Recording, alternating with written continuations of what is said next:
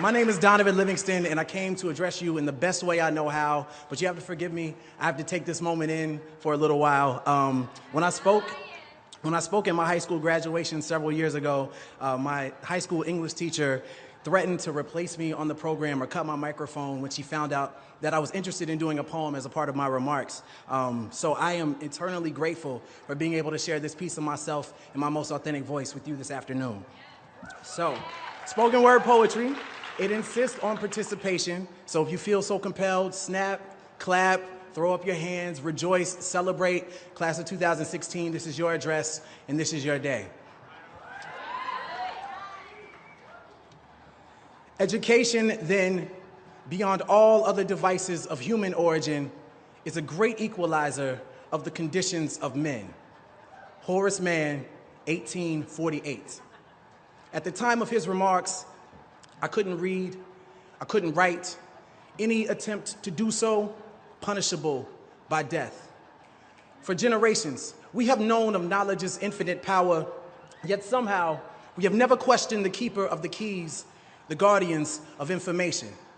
Unfortunately, I've seen more dividing and conquering in this order of operations, a heinous miscalculation of reality. For some, the only difference between a classroom and a plantation is time. How many times must we be made to feel like quotas, like tokens and coined phrases, diversity, inclusion?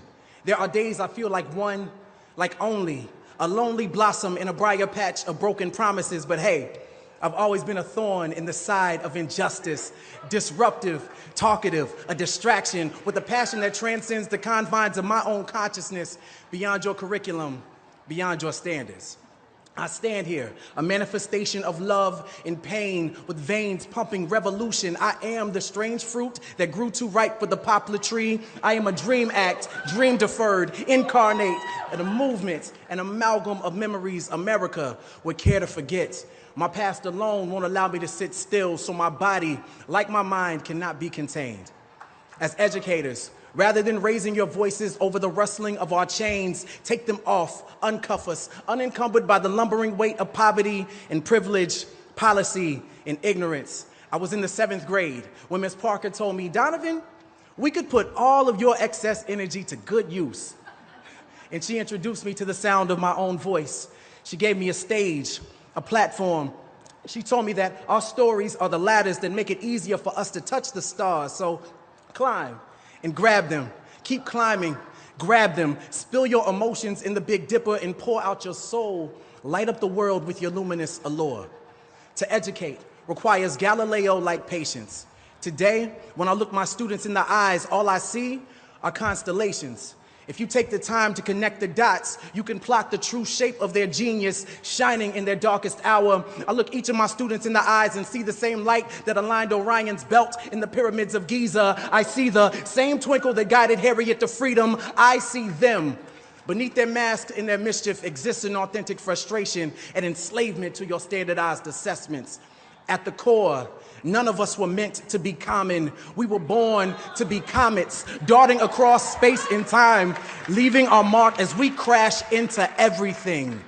A crater is a reminder that something amazing happened right here, an indelible impact that shook up the world. Are we not astronomers searching for the next shooting star?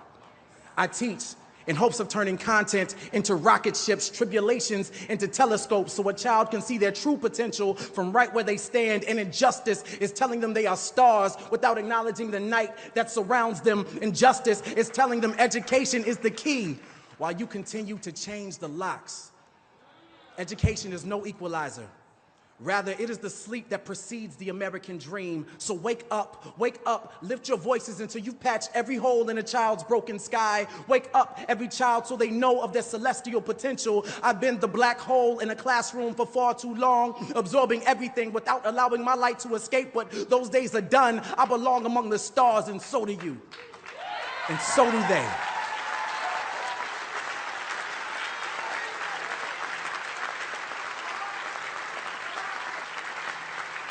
Together, we can inspire galaxies of greatness for generations to come. So no, sky is not the limit. It is only the beginning. Lift off.